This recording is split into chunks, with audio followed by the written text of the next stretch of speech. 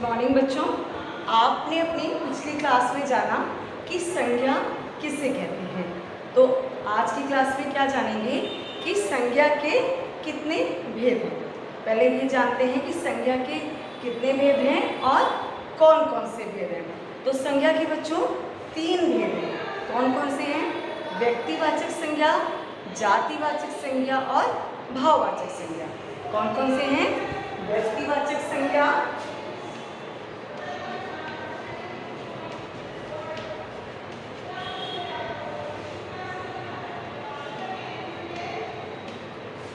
जातिवाचक संज्ञा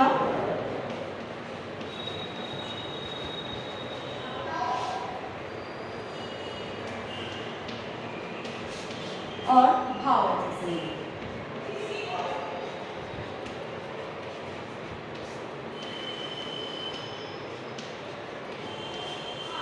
तो सबसे पहले जानते हैं कि व्यक्तिवाचक संज्ञा क्या है। व्यक्तिवाचक संज्ञा हो जिसमें विशेष व्यक्ति, वस्तु, स्थान आदि का बोध होता है, तो वो क्या होता है? व्यक्तिवाचक संज्ञा। विशेष वस्तु जैसे विशेष वस्तु,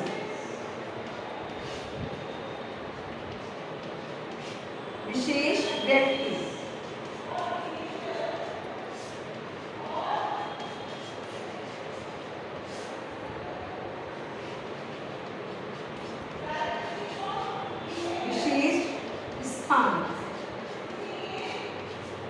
ये सब किसके अंतर्गत आते हैं?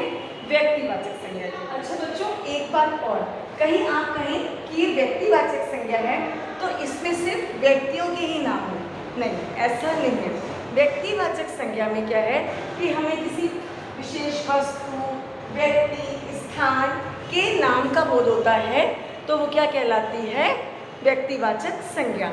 जैसे एग्जाम्पल के लिए समझते हैं, उदाहरण के लिए समझते हैं, जैसे विशेष वस्तु रामायण, बाइबल, कुरान।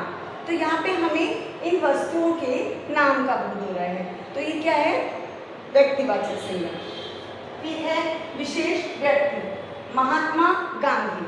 अब महात्मा गांधी को तो आप सभी लोग जानते हैं, है ना। गांधी जी को हम अपना राष्ट्रपिता भी कहते थे। हाँ, तो ये क्या हो गए? विशेष व्यक्ति। अब यहाँ है मोहन। मोहन क्या है? अब मैं कहूँ मोहन एक अच्छा लड़का है, तो यहाँ हमें उसके नाम का बोध हो रहा है, तो वो क्या आएगा? व्यक्तिवाचक संज्ञा। फिर है विशेष स्थान, बरेली, दिल्ली, आगरा। तो अब जैसे आपने कहा कि मैं बरेली में रहता हूँ, तो आपकी क्या है यहाँ पर? स्थान का पता चल रहा है, स्थान के नाम का पता चल रहा है, तो वो क्या कहलाएगा? व्यक्तिवाचक संज्ञा। ठीक है, तो यहाँ तक आपको समझ में आ गया होगा। अब समझते हैं जातिवाचक संज्ञा। अब किसके बारे में समझते हैं? जातिवाचक संज्ञा।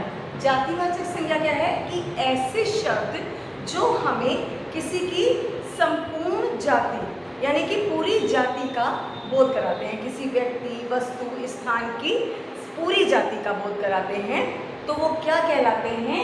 जातिवाचक संज्ञा। अब जैसे मैंने कहा शहर, स्कूल,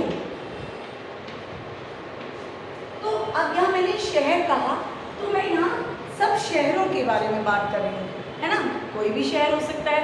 अगर मैं कहूँ कि हाँ मैं बरेली में रहती हूँ, तो यहाँ क्या है?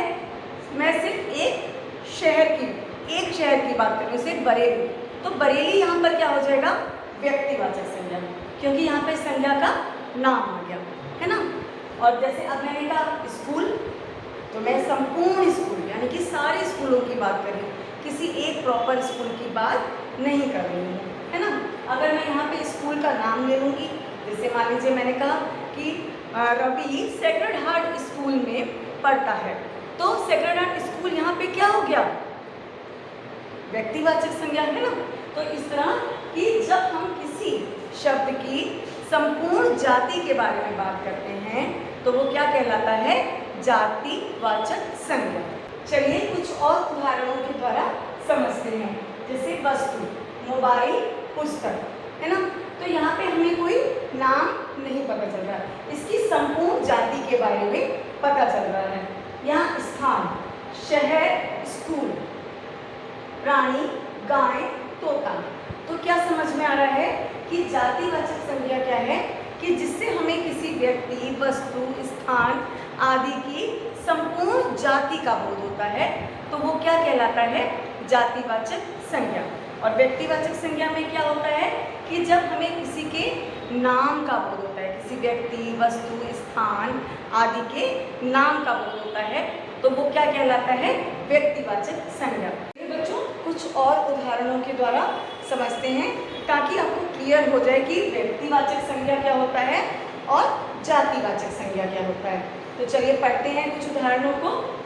पुस्तक।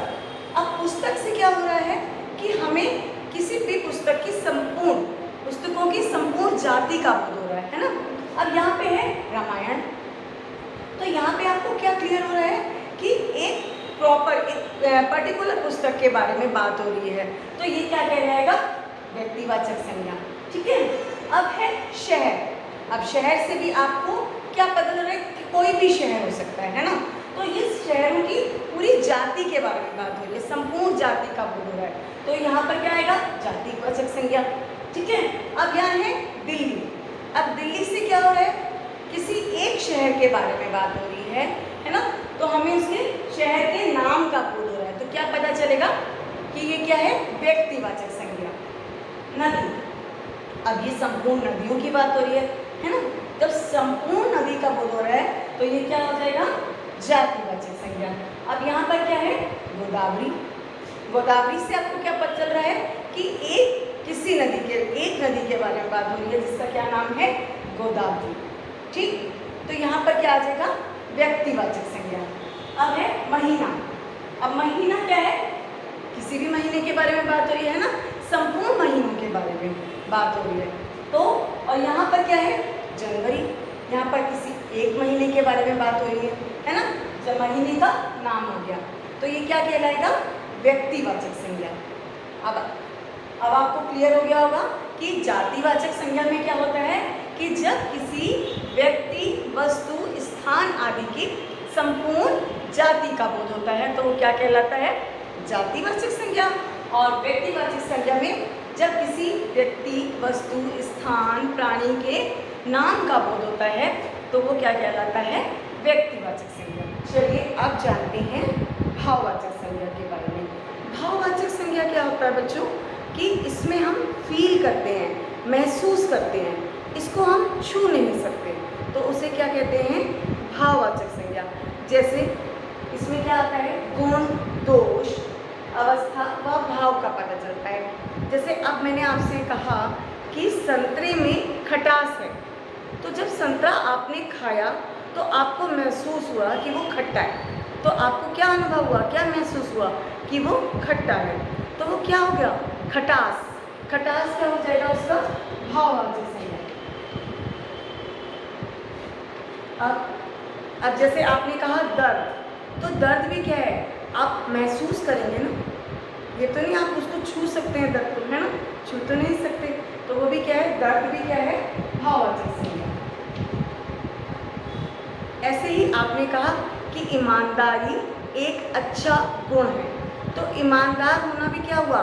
एक उसका गुण हो गया, है ना, उसको आप महसूस करें कि हाँ वह ईमानदार है, तो ईमानदारी भी क्या हुआ?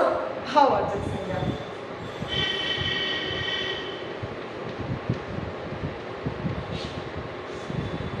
तो इस तरह से आपको क्या समझ में आया कि भाववाचक संज्ञा में क्या होता है कि इसमें हम महसूस करते हैं, फील करते हैं, इसको हम छू नहीं सकते, तो ये कौन सी संज्ञा कहलाती है?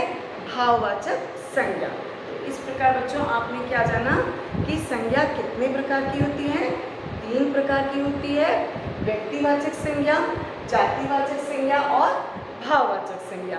तो इस प्रकार आपको इस अध्याय को बहुत अच्छे से पढ़ने का अभ्यास करना है। धन्यवाद।